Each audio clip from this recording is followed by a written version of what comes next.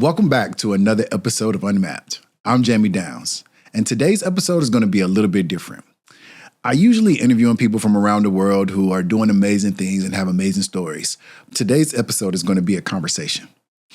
The conversation is going to be centered around something I hear people talking about all the time.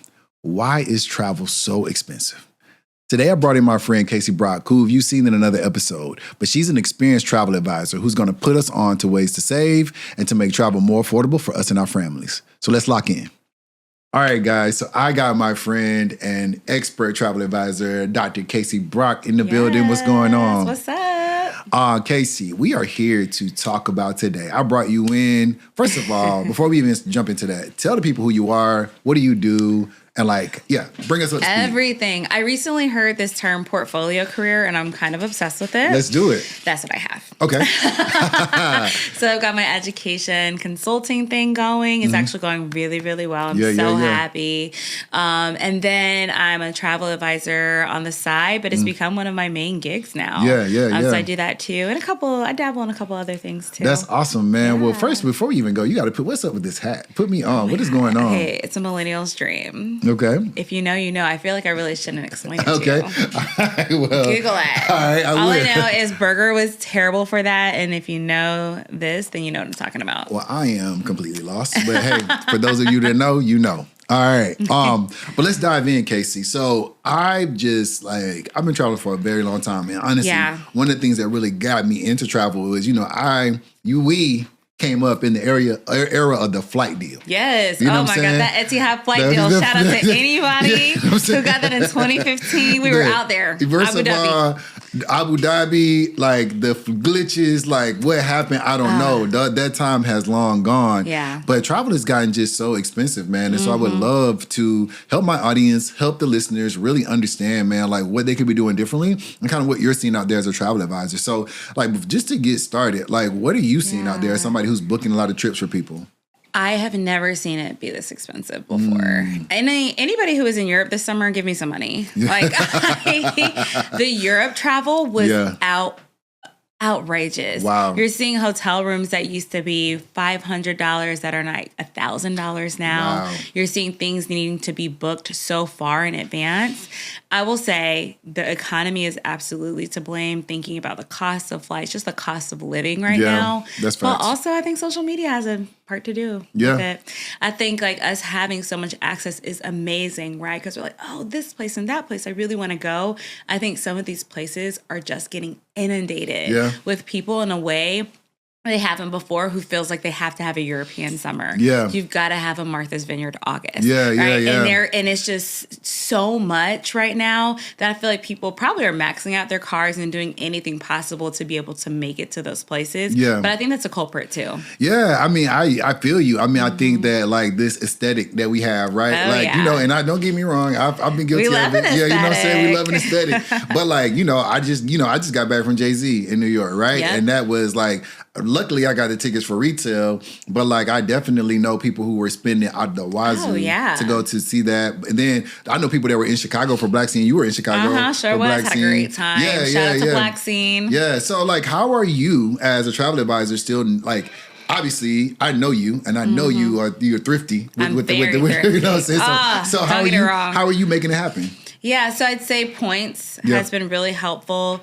I'm a big avid tennis player, tennis traveler, and so I've made it a priority to do tennis trips. So I just planned a trip for my girls and I to go to Toronto Open in August, and I got my trip on points. Okay, got it. So I'm in a place where I'm making decisions based on what can my points get me. I feel that. So for example, this is going to sound really crazy. I put in a little points calendar, right? Yeah. It was about 50,000 less points to travel into Toronto on Wednesday instead of Thursday. Wow. Okay. And to that point, I'm saving hundreds of dollars because that plane ticket was $900. Wow. So what I'm thinking is pay an extra night in the hotel for $200, right? And then that way I have a much like a less expensive flight, and I can use that money on other things. Yeah. And so I think just like playing around with the flight calendars has been really helpful. Also thinking about the time of year you're traveling. Yeah. You may not go to Europe in the summer. Mm-hmm. You might need to go in September when it's still nice and you can still kind of get that That's a fact. experience. And because there's times of year where it's just so expensive to travel. And if you have any control over that, especially I'll use Europe as an example, go there in April. Oh my goodness. Yeah. Your flight will be way less expensive. Yeah. Go in October, way less expensive. Or if you want to have a summer vacation that's really fabulous, go to Africa in December because Facts. South Africa, it's summer in December, Facts. but your points go a lot longer. So I think just like playing around with, what you've got and the time of year really matters as well. I think you said something that's important. You just got to be flexible. Oh, yeah. Like, I mean, honestly, and I think, obviously we work remotely, so that gives us a little bit more flexibility, but there's got to be like, what's going to be your give and take? Right. I love that idea of like, you know what, it's going to be cheap for me to go on Wednesday. Let me figure out how I can make Wednesday work, right? I was going to ask you that. And I mean, it sounds like this might have been it, but what's something that you've booked recently where people would have they wouldn't guess how much it costs, or it costs way more than it would have normally cost. All right, I'm about to get in the weeds. Okay. You can edit some of this out if you need to. Okay. But it might be helpful. Yeah. Okay, so for Amex, every now and then they have that deal where you can get bonus points if you transfer your points over to a particular airline. I saw this. Yeah. So I did it for Virgin. Now, pros and cons. Yeah. The pro is that Virgin is part of Delta. So when you book a Virgin flight, you can put in your Delta SkyMiles number, and then it'll automatically connect to Delta, and you get your upgrades and everything with it. So I get upgrades of comfort because I'm platinum and all of that. The downside, they have way more blackout dates on Virgin, which is why you have to be more creative and more flexible. Yeah. I would only say to do that if you do have that flexibility. Okay. And so what I'm doing, like, for example, my flight to Toronto was like 22,000 points. I know. On a $900 flight. That's crazy. Yeah. But Virgin, you get more for your points on that airline. Yeah. And so that's like one way that I've been able to work it. But again, that comes with flexibility. But like I said, I wanted to name that downside because on Delta, there's no blackout dates, but you'll just pay a ton of points. You'll pay way more points. But if you've got the flexibility, that's a way to go. Similarly, I am actually getting rid of my Delta Amex. Wow. Long story. But the really cool thing I like with them is that you can do that 15% off if you have it. Okay. So one of the pros that I love of it is you can get 15% off of any points trip that you take. Yeah. So I just saved a ton. I'm going to Japan in October. Yeah. Finally, my dream trip. Let's go. And so what I did was Delta Amex deal that they have where you get the 15% off of your flight. And so my flight would have normally been about 150,000 points. Wow. And I got it for like 118, 119, something like that. Yeah. Which is such a great deal because I have friends going on the same trip who, one, they waited a while, so it's over 200,000 points. But also money-wise, over $2,000. Wow. And so I think like working the point system is just so clutch.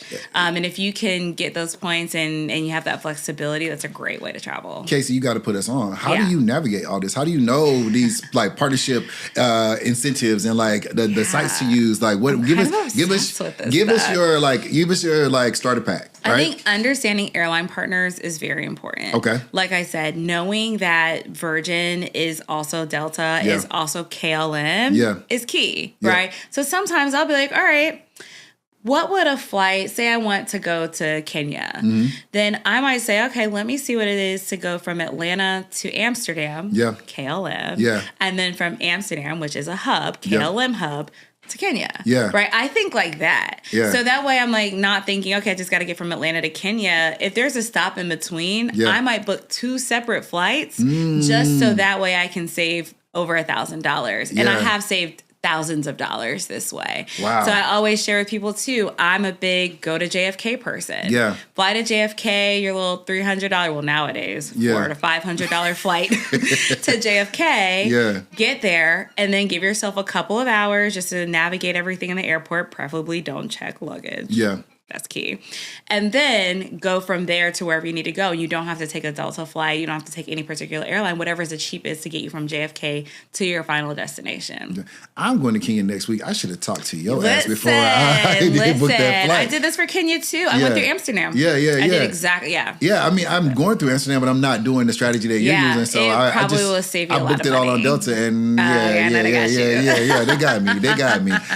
Listen, I'm for sure going to make platinum medallion this year because the flights are just so ridiculous. Platinum, I will say too, the best thing about it is I've never not had an upgrade to comfort. Okay. So the other key, this is another way to work the system, is when I book a flight, I make sure that there is a comfort seat available. If it says no availability on comfort, I will not book that flight because I know I won't get an upgrade. Oh, wow. But with platinum status, if you book and there's a current comfort upgrade available, you will automatically get upgraded within 24 hours. Oh, snap. And so I only book flights where I know that's a possibility, and that's for international flights too. This is strategy, man. That's like, I need that. Because I'm platinum too, and so I get upgraded sometimes, but it's literally, you look at the seat chart before you even book. I look at the seat chart and I make sure there's a comfort seat. If there's no comfort seat, I'm not booking it. No, let's go. Okay. All right. Well, let's transition here, right? So you obviously are a seasoned traveler, right? You've been doing this for a while. Like, I want you to, let's talk to the people who have just decided they want to travel. Right. What are some of as somebody who's booking for clients and like navigating them through this process, what's the biggest mistake they're making before they even book? Oh, wow. Well, I think, again, there's that lack of flexibility, saying I only can travel on these particular dates. Yeah. If you can get any kind of flexibility on the time of year or where you're going, anything like that, I think that's number one, is be as flexible as you can. Two, I think, do your research. There's so many different websites and ways to find really great deals. Yeah. But I think a lot of people just do what's easy because it takes time. That's why people hire me. It's time consuming. Luckily, I enjoy doing it. I'd say those are two of the biggest things. And then let's see what else. Loyalty is hard. Yeah. And I think that a lot of times people are like, okay, I want to be loyal to Marriott or Hilton or whoever. But I will say I've been less and less loyal the longer I've gone to hotel brands, especially because you really aren't going to get that much out of it with a couple free waters. It's not really worth it anymore. In the same way that it used to be. You're not really treated like VIP at all. I will say and this is not a shameless plug, but through my agency, I'm able to get people things like free breakfast and those perks. So for me, when I travel, I book through my agency. I book my own travel through it. And for friends, they still get that VIP treatment without having to be loyal. So that actually made me do away with loyalty programs, period, because now I can just book that myself. Yeah, no, I feel you on that. I mean, the most I've gotten out of a hotel loyalty is maybe I'll get a free night. I'll use my points I'll use points and money to pay for a free night. You know what's messed that up? What? So this is making me mad. Let's talk about things that are grinding our gears right now. Okay. I feel like I was loyal to Marriott for a really long time, and I got to whatever the third level status was. And I started to realize because they're allowing people to stay in their rooms until 4:00 with that status, you will so rarely, because you check in at 3:00, get an upgrade. Oh, wow. And I realized that, and that's when I stopped being loyal, because I realized if they're giving people that perk and so many people are staying in the nicest room, think about it. If you're got the nicest room because you got upgraded, then I'm never going to get that ideal room that I really want. And I just felt like I was getting upgraded less and less. And so it started to matter less. Because now I'm there's cute little boutique hotels that are going to have bed and breakfast. Fair enough. There's just so many good options out there. It's just not worth it anymore. I mean, you hit on this, and I mean, with the hotels, but I'm just curious from your perspective. Do you feel like airline loyalty is still worth it in these days and age? I do. Okay. I do. I am very loyal to Delta because of all the perks I get. Yeah. However, have you heard about this new basic? That's what I was telling. That's what I'm saying. Is it really worth it nowadays? A lot. That might change a lot. Okay. Because now, and for anybody who doesn't know, Delta has introduced new levels, like a basic business. Yeah, the basic what's it called? Delta One. You know what I'm saying? The basic economy makes me so angry because you'll see the price and you're like, that price looks great. And then you click on it and then it goes down. I had this like viral TikTok because it was like to that music where it was like, what is going on? Right. Where it's really $100 more if you want any perks, any miles, being able to be upgraded and all that. And so I wonder if that's going to change the loyalty. But at the same time, I saw someone, I love reading comments, not mine, but other people's. And I was looking at the comments and someone was like, well, I'll just bring my little salad and be in Delta One and relax. And I said, you know what? That's facts. You're not wrong. So the basic economy makes me mad. Yeah. But the basic business and basic Delta One. Yeah, I mean, if you're getting most of the same service, I mean, look, I ain't got to go to that lounge because I don't get to the airport that early anyway. So it's not that serious. I can see it. No, that makes total sense, man. And this has been super helpful in terms of just thinking about ways in which to navigate this because, I mean, I booked a flight I travel for work, for my full-time job often. And I just booked a flight from Atlanta to Charlotte. That was $900. That is insane. I mean, I'm not going to drive for almost 4 hours, and luckily my job is paying for it, but I just don't see how people are doing this, right? Yeah. And so any tips that you've been given has just been instrumental in terms of like what people can do. So knowing that, let's switch it up a little bit. Let's play a little game. Okay. So in a world where things are getting more expensive, what are 5 things that are actually worth the money? I've seen this trend on TikTok. Are you going to give some too? I'm going to give some too. I'm going to let you go first though, because I know you got some gems over there. Okay. I was actually thinking about this because I saw the trend. Okay. One thing that's worth it. And this is like a very, like if you care about skincare or anything like that. I used to travel for work all the time, almost every week. I used to travel like you do for work. And I would just be like, okay, I'll deal with my skincare when I get back and just take my little basic stuff. No more. I think it is worth investing in really small, nice, durable bottles for toiletries so you can take all of your really good skincare with you and maintain your skincare regimen. Okay. Like that is so important. And I think the older we get, the more we care about it, the better. And I saw a drastic change in my skin when I started to do that and not break up that process of being intentional about it. Okay, let's go. All right. What else? Oh, gosh. I have this thing called a bagoo. And it is a bag. I actually got it on a trip in London because I was shopping. I love to shop on trips. And so I took a bag. It's like a bag that goes within a bag and it's like tiny. It's about this big. Yeah. And so what I'll do is I'll take it on a trip with me. And then when I shop, I'll put all of my old raggedy random stuff in that bag, and then I'll buy the new stuff that I purchased. I'll put in my good carry-on bag, and then I check the bagoo home. Okay, that's smart. That's smart. Because you don't want to put your new stuff in the check bag. That's lit. Right? That's lit. And so I do that, and I feel like that was such a great. It was like a good amount of money, maybe like $80 for that brand, but I just felt like it was so worth the money, and I take it on every long trip I go on. Okay, dope. Give me a full list, and I'll get mine. Oh my gosh. Okay, what else? Instacart. Okay. This is so random. Talk to me about this. I think especially if you travel for work a lot and you want to eat healthy, a lot of times I would find that I would be on my way home and be like, okay, what am I going to order? I'm in Atlanta. I'm going to go to Vickery's probably most of the time, get some fries and a salad or something. But I started ordering Instacart. I would populate it on the flight and then I would press submit when I landed. And then by the time I got home, my Instacart was waiting for me. And I love that because then it's like you get home, make a little salad or something like that. And you're still kind of like on your routine. Routine, again, if you're traveling for work is key. Yeah. And I'm always thinking like, how do I stay in my routine and what helps me be there? Let's see. What else? Okay. Away. I know this is probably on your list too. Okay, love Away. My Away luggage. You want to sponsor a podcast? You want to sponsor some content creators? We love you, Away. Well, then I got to be careful about what I say. Go ahead. I mean, it's just a gift that keeps on giving. Yeah. I think I got my first one in maybe 2018 or so. And I feel like anytime anything goes wrong with my bag, even if it's just a little zipper's messed up, I'm like, Away, help. Yeah. And then they send me a new bag and maybe even a new color. Yeah. I love it. Yeah. So that has been, actually I have a new one that's on the way. Oh man, that's clutch. Yeah. So Away has been worth every penny.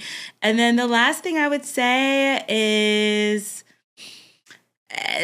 them between two. Okay, Low and Sons has these little, it's like a purse. All my friends have them now. Okay. Every friend has it. Yeah. So it's a leather purse. It lasted me like 10 years. I just got a new one. And it can be a crossbody, a clutch, or a fanny pack. And I just feel like for long trips, to be able to have something that versatile is so amazing, but it's high quality. It can be chic. It can be casual. But I think for anybody who's looking for a good travel bag, like Low and Sons is the absolute best. No, those are clutch. Those are clutch. And honestly, man, that's such, like, women be thinking of everything, man. Like, I would never even, like, mine are so much more. The Instacart one. Yeah. I said that on TikTok one time. They're like, is this sponsored? I was like, no. You should be. Hey, Instacart. We take all sponsorship here. Let's do it. Let's go. All right, let me think about it. 5 things are actually worth the money. So, number 1, this is an obvious one, but I think it's important because some people don't have it. If you're traveling with me, you got to have pre-check and global entry. Oh, my gosh, yes. It's $100. Like, get it. Don't get the pre-check by itself. Go ahead and get the global entry because you get pre-check with it. But it just makes... I'm already, like, I don't know, maybe my, like one of my learning disabilities is my concept of time. Yeah, so time blindness, me too. So I'm always running late to the airport, and let me tell you, these things have come in clutch. Get the Clear. I got all things you need. I was going to ask, do you think Clear is worth it? Not in Atlanta. Okay. Clear is not worth it in Atlanta, but when you're in these smaller airports that maybe the pre-check line is done totally or whatever, I like to have all options so I can move around and go. So I would say get you some type of access that's going to get you through. But if you're traveling with me, you better at minimum have pre-check and Clear because it's worth it. It's worth it. I did say good luggage. I love getaway. I literally, my bag, I was went up to New York for the Jay-Z concert and my zipper broke. Yeah. Literally. So I had to go to Target and buy a suitcase, which honestly wasn't that bad. But I literally took pictures of it right there, filled out a form online while I was at the airport. I get back home. 2 days later, I got a new bag showing up. So like the lifetime guarantee is worth it. You're going to spend a little bit on the bag, but you can't, if you can keep replacing it. So worth it. No questions asked, no receipts. Like they keep it on file. It's definitely do that. Number 3, I'm past my party like phase of life. You know what I'm saying? I'll go out and have a good time, but I'm all about the experience. Yeah. Like I actually I think if you're gonna go somewhere, like life is too short. Who knows when you're gonna get back there? Have the experience. Like go to I still remember when we went to Kenya and we stayed at Giraffe Manor. Oh my gosh. Like I would never, ever in a million years. Who knows? We had to book that thing like a year and a half in advance. But like that type of experience, and I'm pretty sure, y'all, it was like 6 of us? Yeah, 4 of us. 4 of us in a suite. It was still $2,400. Yeah, I'm about to say we still spent probably like $600 a person. It was $2,400. I'm sure it was. But it was worth it. Now, who knows what that is now? But look, man, life is short. Go get you an experience. Go live your life. Yes, those kissing giraffe pictures will last me a lifetime. Yeah, for the lifetime, man. I'm talking to my kids about it. Show them how to do it. To that point, my other thing that I would say is worth the money is, man, get you a photographer while you out there. Okay. Listen, I know you ain't got to be no content creator. You ain't got to be nothing. Okay. Obviously, that's what I do. But to me, obviously, you can get good things on your phone. But like, man, we're living life. Like, honestly, you could spend on Airbnb. You can get a book of photo session for $100. Like, you with your girl, you get you some nice photos, put them on a frame, and when you get show the kids, man, that's how you do it. I love you know what I'm saying? I mean, to me, those are things that are going to last a lifetime. Those are things that you're going to keep it. So, man, get you a book. Like, the photography is an experience, and you don't gotta like worry about having them crusty pictures on your phone. Not crusty. You got some good, you got some good quality photos. And to your point about routine, this is like my last one. I think you need a fitness subscription app. I have Peloton and I have Apple Fitness. But as somebody who like movement is a big part of my life, I'm in hotels all the time. I don't know what equipment they're going to have. I don't know the quality of the gym. But when I tell you they have workouts that have no equipment. They have workouts that have like the dumbbells and equipment. So I don't have to, it's already a mental work to like convince yourself that you need to travel when you work out. Yeah. But now I don't even got to think about the workout. They're time bound. So if I got 5 minutes, if I got 10 minutes, if I got 15 minutes, 20, 30, whatever, they're there. They got good music. I can get it in and get back to my room and be on the go. And so it's, $50 a month. But, as somebody who's traveling as much as I do and I want to stay in my routine, like having something like that, That's clutch for me. So yeah, I remember you tried to get me on that Peloton app. I was like, I lasted like 5 days. Well, here's the thing: if you got a friend that got a Peloton app, they can add up to 5 people on there. So, like, I mean, they're already paying for it. So, even if you got a travel crew or the family, going to split that and just do it. But I highly recommend you having some type of fitness app if you're into that thing. So I love that. I when I was just in Chicago, my friends were like, "Where are you going?" I was like, "I'm going for a walk." Yeah. Like every time I go on a trip, and I'd say maybe the investment is some versatile, good walking shoes that are also fashionable. Yeah. I love the Air Max Futuras. Yeah. I love them. They're like the best versatile shoe to me, and they're really cute. But I love to be able on a trip. Like my preferred is like I'm gonna go on like a 4-mile walk. I love that. Chicago. I love that. I'm gonna grab a coffee, get those steps in.